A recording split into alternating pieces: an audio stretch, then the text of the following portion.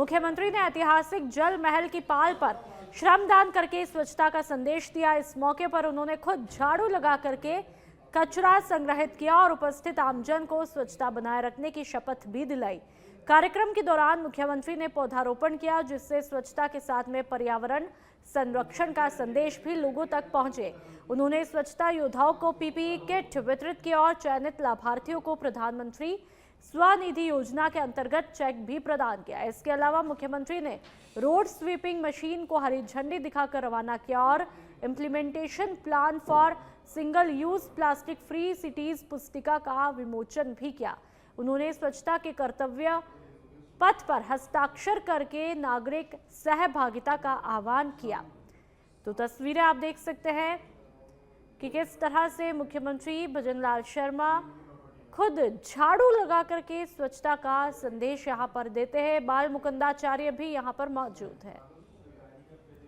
आप चाहते हैं कि हमारा जयपुर स्वच्छ रहे, सुंदर रहे, हमारा राजस्थान स्वच्छ रहे, सुंदर रहे, आगे बढ़े। हमारी सरकार पूरी तरह से आपकी भावनाओं का सम्मान करते हुए हमारी सरकार पूरी तरह से काम करेगी। और आपने देखा है आज का ये अवसर उपलब्धियों का उत्सव मनाने का भी है और अपने संकल्पों को और मजबूत करने का भी है। उत्सव इसलिए क्योंकि आप सब प्रदेशवासियों ने अपना भरपूर आशीर्वाद देकर हमारी सरकार को सेवा का अवसर दिया था और आज हम कह सकते हैं कि उसके सफलतापूर्वक 2 वर्ष पूर्ण कर लिए हैं। आपको पता है कल 15 दिसंबर है। कल हमारी सरकार ने 15 दिसंबर के दिन शपथ ली थी और आज 2 साल पूर्ण हुए हैं। मैं आपसे कह सकता हूं कि 2 साल के अंदर लगातार हमारी सरकार ने हर क्षेत्र में काम किए हैं। और संकल्प का दिन इसलिए क्योंकि आज हम स्वच्छता के अपने उस महान संकल्प को और अधिक मजबूत कर रहे हैं। उसके लिए हम एकत्रित हुए हैं। हमारे ये स्वच्छता का ही नहीं, हमारे स्वास्थ्य और सम्मान और हमारी संस्कृति से जुड़ा हुआ विषय भी है। आज जल महल जैसे हमारे गौरवशाली और ऐतिहासिक विरासत स्थल से स्वच्छता जागरूकता का ये श्रमदान कार्यक्रम के अवसर पर आप सभी संवाद करते हुए मुझे निश्चित रूप से अत्यंत गौरव हो रहा है कि हमारा ये ऐतिहासिक स्थल है, ये हमारी धरोहर है और इस धरोहर का ध्यान रखना भी हम सभी का काम है। जल महल एक प्रकृति, विरासत और स्वच्छता के बीच गहरे संबंध का प्रतीक भी है। देखिए, स्वच्छता का संबंध एक स्वच्छता है जो हमको दिखाई देती है, एक स्वच्छता है मानसिक स्वच्छता और एक स्वच्छता है सुशासन की स्वच्छता। यह सरकार आदरणीय भजनलाल जी के नेतृत्व में तीनों स्वच्छता पर काम कर रही है। हमारा राजस्थान बढ़ता राजस्थान। कल राजस्थान सरकार के 2 साल पूरे हो रहे हैं। संजोग से आदरणीय भजनलाल जी के का भी जन्मदिन है, भागवत कथा शुरू हो रही है, तो ये गोविंद देव जी की नगरी में आनंद का दिन है। आप ये देखिए कि कितने प्रेम भाव से लोग आए, स्वच्छता के अंदर अपनी भूमिका निभाई, शपथ ली। ऐसा कभी होता है क्या? ये खुशी का वातावरण है और हमको खुद महसूस होगा कि पिछले जब से मोदी जी आए हैं स्वच्छता के प्रति हमारा जागरण बढ़ा है। आज हम कोई भी चीज़ सड़क के ऊपर फेंकने से पहले हाथ कांप जाते हैं। यही है जन परिवर्तन, यही है लोक परिवर्तन और इसके लिए निश्चित रूप से मोदी जी के नेतृत्व में आदरणीय भजनलाल जी बहुत धन्यवाद के पात्र हैं। एक किसान का बेटा जो अपनी पूरी कर्मठता के साथ अपना रोम रोम राजस्थान के लिए समर्पित किया हुआ है, इससे बड़ा क्या होगा। भारत के जितने शहर हैं, गांव-गांव में इस अभियान को हम जारी रखेंगे और राजस्थान में एक नया स्वच्छता का मूवमेंट लाएंगे। इसी कार्यक्रम में उन्होंने एक मैकेनाइज्ड क्लीनिंग मशीन्स लागू किए हैं और मैं अपेक्षा करता हूं कि जो अर्बन वेस्ट मैनेजमेंट में जो नवाचार उन्होंने बढ़ाए हैं, इसको भी हम आगे ले जाएंगे। इसी क्रम में मैंने अर्बन डेवलपमेंट डिपार्टमेंट से और लोकल सेल्फ गवर्नमेंट से कहा हूं कि एक बैठक सारे सीईओज ऑफ नगर निगम्स, म्यूनसिपैलिटीज़, म्यूनसिपल बोर्ड्स, यूआईटीज़ की एक बैठक बुलाएं, ताकि जो माननीय मुख्यमंत्री जी का जो आज जो हमने शपथ लिया है उनके करकमलों से, इस शपथ को पूर्ण रूप से निरंतरता के साथ, अनवेवरिंग कमिटमेंट के साथ हम इम्प्लीमेंट कर सकें। समस्या समाधान शिविर में समस्या समाधान शिविर 16 तारीख से शुरू हो रहे हैं, 5वां दिन है, और उसमें इसको आगे बढ़ाएंगे। Thank you. और आप जयपुर से खबर, जहां पर एसओजी प्रमुख विशाल बंसल के निर्देश पर बड़ा एक्शन हुआ। उप निरीक्षक भर्ती परीक्षा 2021 पेपर लीक मामले में कार्रवाई होती है। प्रशिक्षु उप निरीक्षक कुणाल चौधरी, चूनाराम जाट और डमी अभ्यर्थी अशोक कुमार विश्नोई गिरफ्तार किए गए। पुलिस थाना एसओजी में दर्ज मामले की संख्या 10/2024 में कार्रवाई होती है। एएसपी चिरंजीव लाल मीणा के नेतृत्व में इस कार्रवाई को अंजाम दिया गया। वर्तमान में बाकी 2 प्रशिक्षु उप निरीक्षकों से पूछताछ जारी है। अब तक कुल 137 अभियुक्तों में 63 प्रशिक्षु उप निरीक्षक और 6 चयनित उप निरीक्षक गिरफ्तार किए गए हैं।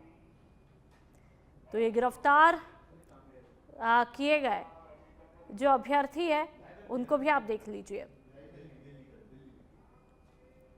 अजमेर से खबर, जहां पर राजस्थान विधानसभा अध्यक्ष वासुदेव देवनानी ने स्मार्ट सिटी प्रोजेक्ट के तहत निर्मित राम सेतु की क्षतिग्रस्त भुजा का पुनर्निर्माण करके आम यातायात के लिए फिर से खोला है। भुजा सड़क की खराब स्थिति के कारण करीब 8 महीने से बंद थी, जिससे शहर की सड़कों पर यातायात का दबाव बढ़ गया और कई दुर्घटनाएं हुई। विधानसभा अध्यक्ष ने भुजा की पुख्ता जांच के बाद में विधिवत पूजा अर्चना करके इसे आम लोगों के लिए समर्पित किया। उद्घाटन के समय भुजा पर लगे पर्दों को रिमोट से हटाया गया। उन्होंने कहा कि प्रदेश सरकार विकास के लिए कटिबद्ध और तत्पर है। अब आम नागरिक सुरक्षित और सुविधाजनक तरीके से इस मार्ग का उपयोग कर पाएंगे, जिससे शहर के यातायात का दबाव भी कम होगा।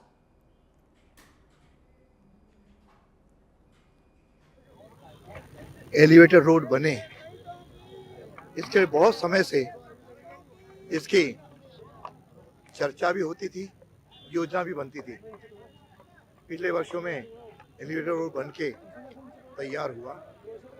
उसमें अंदर की बातें क्या रही उसकी ज़्यादा चर्चा नहीं करूँगा, लेकिन आज अजमेर में इन चारों जो पुलियाओं के द्वार हैं, चारों के नाम राम सेतु के नाम से आज इसका अनावरण किया गया। भगवान राम ने सारे भारत को जोड़े रखा, यहाँ तक कि विश्व में भी राम जी को नाम लिया जाता है।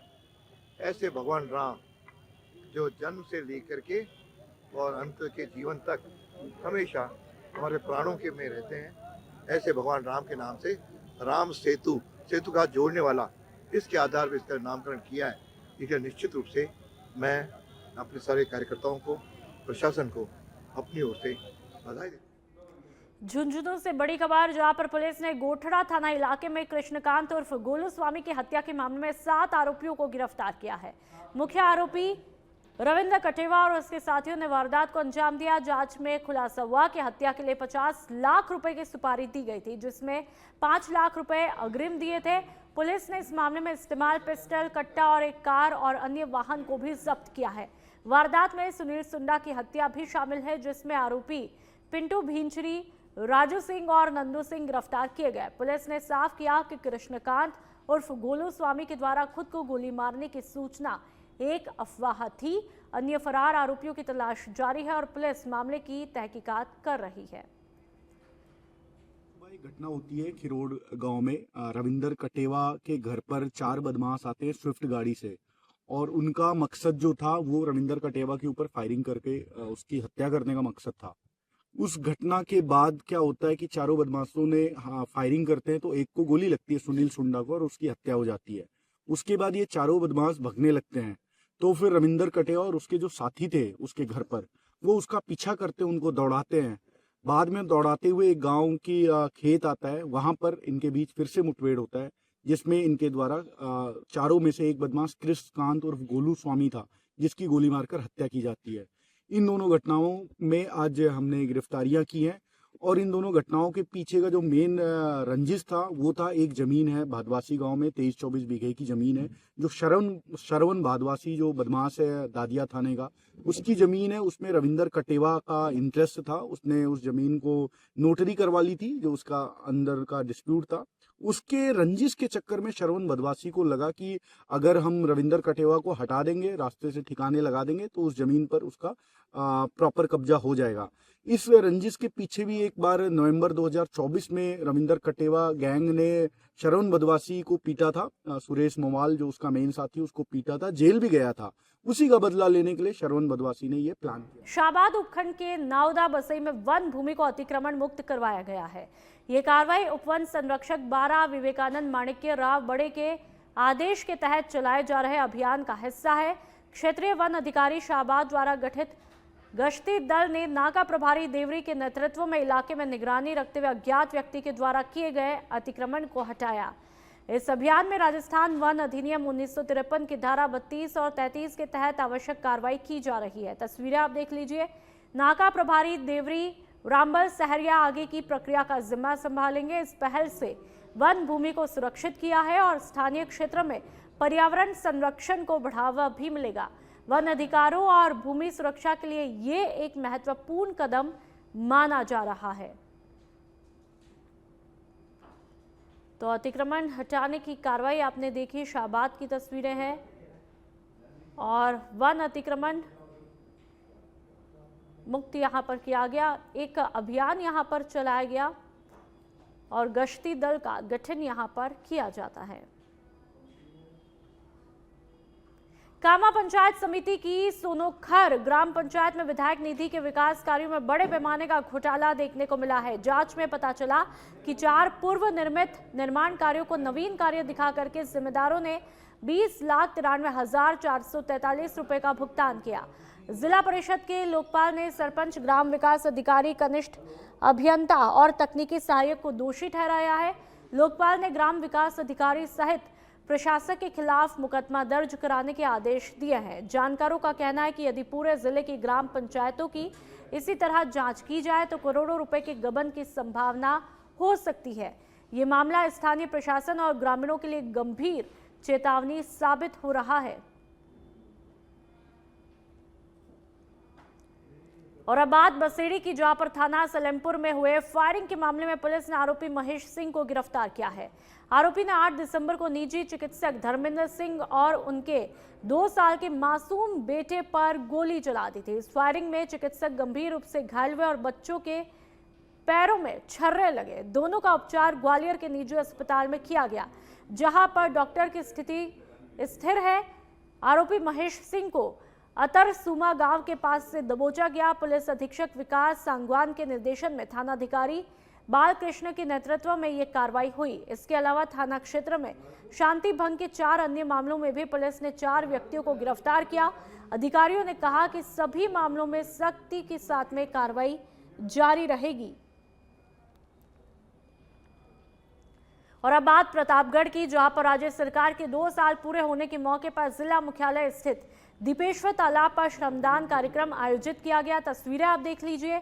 कार्यक्रम में जिला कलेक्टर डॉक्टर अंजलि राजौरिया के साथ में उप वन संरक्षक, अतिरिक्त जिला कलेक्टर, अतिरिक्त मुख्य कार्यकारी अधिकारी और अन्य जिला स्तरीय अधिकारी मौजूद रहे। तालाब की पाल और दीपेश्वर मंदिर परिसर की सफाई के दौरान नगर परिषद के सफाई कर्मचारियों को दस्ताने और जैकेट भी वितरित किए गए। उनका उत्साहवर्धन किया गया। जिला कलेक्टर ने आमजन को कपड़े धोने से जल स्रोत पर पड़ने वाले दुष्प्रभावों के प्रति जागरूक करते हुए जल संरक्षण में सहयोग की अपील भी की। इस पहल से न केवल तालाब और आसपास के इलाके स्वच्छ हुए, बल्कि लोगों में जल संरक्षण और नागरिक सहभागिता की भावना भी बढ़ी है।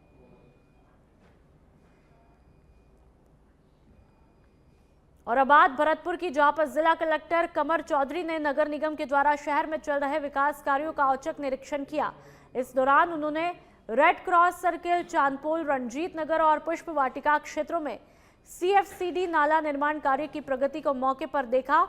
कलेक्टर ने संबंधित अधिकारियों और संवेदकों से कार्यों की स्थिति पर फीडबैक भी लिया और निर्माण कार्यों में तेजी लाने के निर्देश दिए। उन्होंने कहा कि विकास कार्यों की गुणवत्ता से किसी प्रकार का समझौता नहीं होगा और सभी परियोजनाएं तय समय सीमा में पूर्ण की जाए। इसके साथ ही आमजन को हो रही असुविधाओं का जल्द समाधान सुनिश्चित करने के आदेश भी दिए गए। मौके पर नगर निगम आयुक्त श्रवण बिश्नोई सहित टीम के अधिकारी और संवेदक भी मौजूद रहे। नगर